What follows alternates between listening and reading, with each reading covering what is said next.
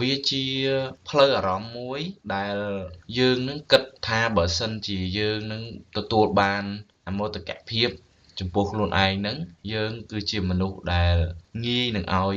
អ្នកដទៃឲ្យតម្លៃមកយើងហ្នឹងហើយមួយទៀតយើងក៏គិតថាខ្លួនយើងហ្នឹងជាមនុស្សសំខាន់សម្រាប់អ្នកដទៃដែរអញ្ចឹងថ្ងៃនេះពីខ្លឹមសៀវភៅយើងនឹងចែករំលែក6វិធីនៅក្នុងការសាងមោទកភាពចំពោះខ្លួនឯងអញ្ចឹងនៅក្នុង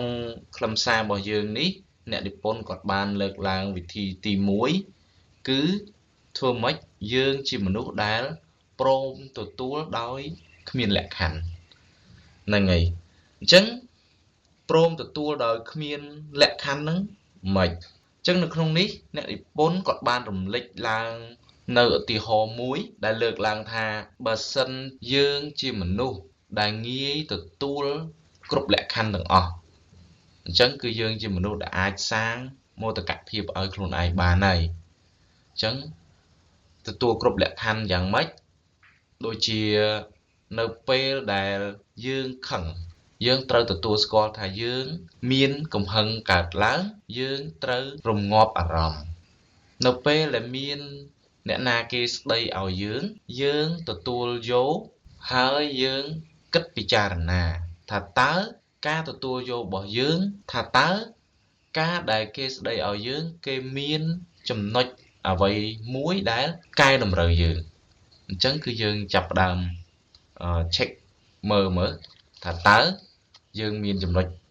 ណាដែលយើងត្រូវកែតម្រូវដើម្បីអភិវឌ្ឍខ្លួនជិះជាងយើងខឹងក្នុងចិត្តគុំគួនតបតដោយអត់បានគិតពិចារណាអញ្ចឹងវាអាចធ្វើឲ្យមានផលប៉ះពាល់ដល់ទំនាក់ទំនងឬក៏ផ្លូវអារម្មណ៍របស់យើងអីយើងមានអារម្មណ៍អត់ល្អពេញមួយថ្ងៃអីចឹងទៅអញ្ចឹងយើងអាចបើកអារម្មណ៍របស់យើងនឹងឲ្យបង្ហាញទៅខាងក្រៅនឹងត្រង់ទៅថាខ្ញុំទទួលយកការរិះគន់ការស្ដីបន្ទោសរបស់លោកអ្នកនៅក្នុងចំណុចដែលខ្ញុំអាចកែប្រែបានដើម្បីឲ្យ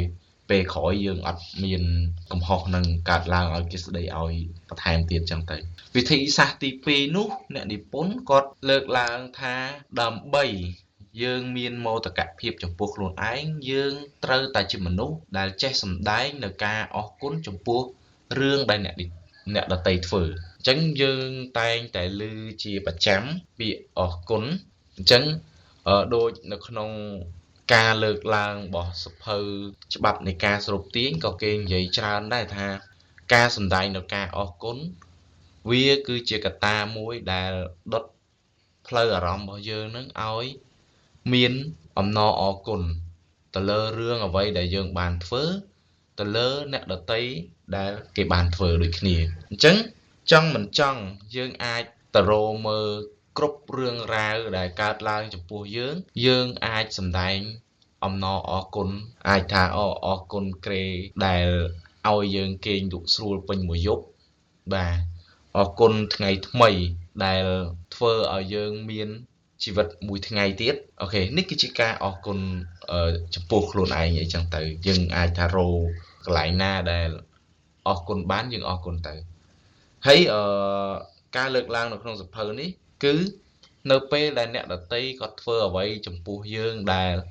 ល្អ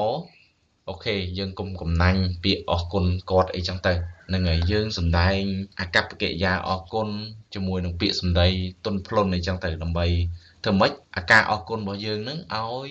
ចុះសម្រុងឲ្យអ្នកដទៃនឹងគឺគាត់មានអារម្មណ៍ថាខ្លួនឯងមានតម្លៃខ្លួនឯងធ្វើអ្វីគឺគេទទួលស្គាល់អីចឹងទៅអាហ្នឹងដូចជាការផ្ដល់មោទកភាពទៅចំពោះអ្នកដទៃអញ្ចឹងដូចពីដើមដែលខ្ញុំនិយាយហ្នឹងគឺបើសិនជាយើងចង់បានខ្លួនឯងឲ្យមានមោទកភាពអញ្ចឹងយើងក៏ជាមនុស្សដែលត្រូវផ្ដល់មោទកភាពឲ្យគេវិញដែរហើយចំណុចទី3អ្នកនិពន្ធគាត់បានលើកឡើងថាការដែលយើងចេះបត់បែនទៅតាមកលៈទេសៈវាជារឿងមួយដែលធ្វើឲ្យមនុស្សនៅជុំវិញខ្លួនរបស់យើងនឹងផ្ដល់មោទកភាពឲ្យយើងបានច្រើនបាទអញ្ចឹងនៅក្នុងសៀវភៅនេះគេរំលេច ឡើងការដែលយើងចេះបត់បែននៅពេលដែលយើងធ្វើទំនាក់ទំនងជាមួយនឹងអ្នកដទៃអញ្ចឹងយើងដឹងហើយយើងធ្វើទំនាក់ទំនងមួយអ្នកដទៃវាអាចថាជាការតាក់ទងធម្មតាយើងអាចនិយាយទៅចុះសម្រុងគ្នាយើងអាចនិយាយទៅខ្វែងគំនិតគ្នាអីចឹងទៅនៅក្នុងវិស័យធុរកិច្ចអីផ្សេងៗនៅក្នុងការងារអីផ្សេងៗពេលខ្លះគឺវាមានហើយរឿងទាំងអស់ហ្នឹងឧទាហរណ៍ប្រជុំលើកឡើងទៅលើរឿងអីមួយនៅពេលដែលនិយាយទៅគឺមានបញ្ហាដែលអត់ចុះសម្រុងគ្នាខ្វែងគំនិតគ្នាអញ្ចឹងកន្លែងនេះគេលើកឡើងថាតើយើងចេះបត់បែនប៉ុណ្ណាយើងចេះបត់បែនមិនប្រកាសថាយើងព្រមទៅតាមគេទេប៉ុន្តែយើងត្រូវដឹងថាកន្លែងណាដែលយើងអាចបត់បែនទៅចុះសម្រុងគ្នានិយាយទៅអត់សូវខ្វែងគំនិតគ្នាអីចឹងទៅបាទកន្លែងហ្នឹងគឺយើងចង់បញ្ជ្រាបថាការបត់បែនរបស់យើងហ្នឹងធ្វើម៉េចឲ្យចុះសម្រុងមួយគេហើយទទួលយកបានទាំងអស់គ្នាអ្នកនិពន្ធយើងក៏រំលេចពាក្យមួយទៀតគេថានៅពេលដែលយើងចង់ធ្វើជាមនុស្សបត់បែនបានល្អយើងត្រូវតែបដិញ្ញាចិត្តថាយើងក៏ធ្វើជាមនុស្សដែលមានមន្តស្នេហ៍ដែរបាទអញ្ចឹងដូចយើងដឹងអញ្ចឹងណាធ្វើជាមនុស្សមានមន្តស្នេហ៍នឹងយ៉ាងម៉េចបាទញញឹមរីករាយរាក់ទាក់បាទនិយាយស្ដីនឹងសុភាពរាបសារអីចឹងទៅនិយាយស្ដីនឹងយល់ការអីចឹងទៅហើយការតុបតែងខ្លួនរបស់យើងក៏វាអាចជាចំណុចចូលរួមនៅក្នុងការដែលយើងគិតថាធ្វើម៉េចឲ្យខ្លួនឯងមានមន្តស្នេហ៍នៅក្នុងការទំនាក់ទំនងជាមួយអ្នកដទៃចឹងណាបាទអញ្ចឹងចំណុចទាំងអស់ហ្នឹងហើយដែលវាអាចធ្វើឲ្យអ្នកដទៃហ្នឹងផ្ដល់មោទកភាពចំពោះយើងក៏អាចនិយាយបានថាផ្ដល់មោទកភាពឲ្យខ្លួនឯងដែរហើយចំណុចទី4នោះគឺសរសើរគេជានិច្ចបាទអញ្ចឹងនៅក្នុងវីដេអូយើងមុនក៏យើងមានលើកឡើងដែរថាតើយើងសរសើរយ៉ាងម៉េចឲ្យវាត្រូវរឿងតើយើងសរសើរយ៉ាងម៉េចឲ្យវាចំពេលវេលាចំឱកាសបាទអញ្ចឹងការសរសើររបស់យើងគឺវាអត់មានដែនកំណត់ទេបាទអញ្ចឹងចំណុចទី5ក៏គេនិយាយពីការសរសើរនឹងដែរគឺនៅពេលដែលធ្វើកិច្ចការងារណាមួយឲ្យយើងគឺយើងកោតសរសើរគាត់គ្រប់ពេលបាទគ្រប់ពេលគ្រប់វេលាហ្នឹងទៅបាទបើសិនយើងមានឱកាសណាល្អយើងអាចសរសើរគាត់ទៅហ្នឹងហើយព្រោះចំណុចនៅក្នុងការដែលផ្ដល់មោទកភាពឲ្យខ្លួនឯងនេះគេលើកឡើងពាក់ព័ន្ធជាមួយនឹងការសរសើរហ្នឹងគឺមាន2ចំណុចហ្មងបាទទី4ទី5ហ្នឹងបាទអញ្ចឹងការកោតសរសើរហ្នឹងគឺវាសំខាន់មែនទែនបើសិនជាយើងជាមនុស្សដែលយើងមិនងាយកោតសរសើរអ្នកដទៃក៏ពេលខ្លះក៏វាអត់អាចធ្វើឲ្យខ្លួនឯងហ្នឹងវាមានឬក៏មោទកភាពចំពោះខ្លួនឯងឬក៏ខ្លួនឯងហ្នឹងក៏អត់បានផ្ដល់មោទកភាពទៅឲ្យអ្នកដទៃអីដែរបាទព្រោះអីការសរសើរវាជាពាក្យធម្មតាទេប៉ុន្តែបើសិនជាយើងក៏លេចទៅមើលអ្នកទទួលវិញគឺគេគិតថាមិនធម្មតាទេអ្វីដែលគេជួយយើងគឺគេក៏រំពឹងថាចង់បានការសរសើរនឹងដែរហើយនៅពេលដែលយើងសរសើរផ្លូវអារម្មណ៍ផ្លូវចិត្តគឺគាត់មានសេចក្តីសុខហើយគាត់យល់ថាអ្នកដទៃហ្នឹងគឺឲ្យតម្លៃគាត់អីចឹងទៅហើយការសរសើរដូចគ្នាយើងអាចរករឿងសរសើរទៅគេធ្វើការងារឲ្យយើងឧទាហរណ៍ថាធ្វើរបាយការណ៍ឲ្យយើងហើយអូខេសរសើរគាត់ទៅបាទឬក៏គាត់បានផ្ដល់ជាកាដូអីឲ្យយើងអរគុណហើយសរសើរទៅអូកាដូនេះស្អាតអីចឹងទៅហ្នឹងហើយដើម្បីអីដើម្បីលើកទឹកចិត្តទៅដល់អ្នកដែលគាត់បានផ្ដល់ឲ្យយើងហ្នឹងបាទអញ្ចឹងកុំភ្លេចថាអាការសរសើរហ្នឹងវាមិនមែនជារឿងដែល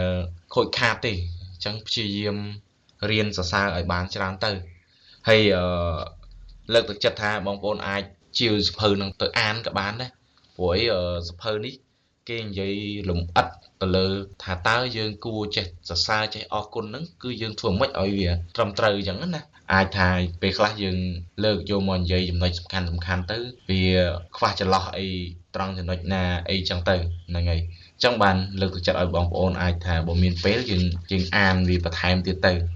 ហើយចំណុចចុងក្រោយនៃការដែលធ្វើឲ្យខ្លួនឯងមានមោទកភាពហ្នឹងគឺយើងត្រូវជាមនុស្សដែលចេះយកចិត្តទុកដាក់ចំពោះគេអញ្ចឹងដូចយើងដឹងអញ្ចឹងការដែលយើងយកចិត្តទុកដាក់ចំពោះគេ វាស្មើនឹងការដែលយើងដឹងពីគេច្បាស់ស្មើនឹងយើងអាចថាដឹងពីខ្លួនឯងក៏ច្បាស់ដែរហ្នឹងហើយមុននឹងយើងអាចទៅយកចិត្តទុកដាក់គេបានលុះត្រាតែយើងដឹងខ្លួនឯងថាជាមនុស្សដែលប្រកែយកចិត្តទុកដាក់ទៅលើគេអីហ្នឹងទៅហើយនៅក្នុងនេះសភៅនេះក៏បានលើកចំណុចសំខាន់នៅក្នុងការដែលយកចិត្តទុកដាក់ដើម្បីបញ្យល់ឲ្យងាយស្រួលយល់ទៀតគឺឧទាហរណ៍ថាយើងកំពុងតែសន្ទនាគ្នាអញ្ចឹងស្រាប់តែយើង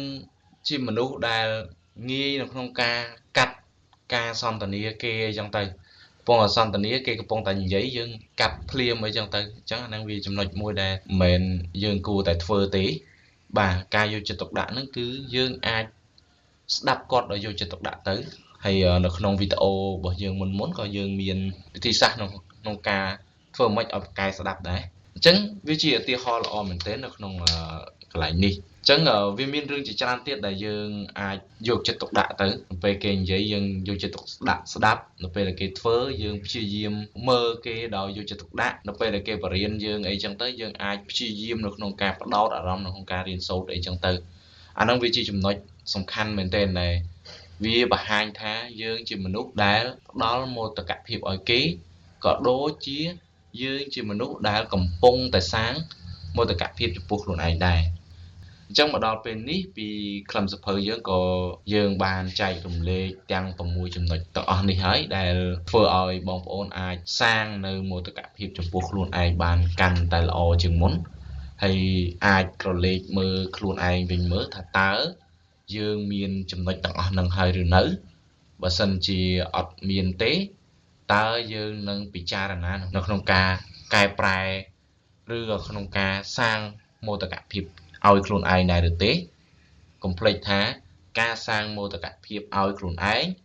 គឺស្មើនឹងការសាងមោទកភាពឲ្យអ្នកដទៃដូចគ្នាអញ្ចឹងគឺយើងមានតម្លៃគឺគេនឹងផ្ដល់តម្លៃឲ្យយើងហើយអូខេអញ្ចឹងពីខ្លឹមសភៅក៏យើងមកដល់ទីបញ្ចប់ហើយបើសិនជាចូលចិត្តក្នុងវីដេអូនេះអាចជួយចែករំលែកឬក៏យកទៅអនុវត្តខ្លួនឯងផ្ទាល់ទៅអូខេអរគុណជម្រាបលា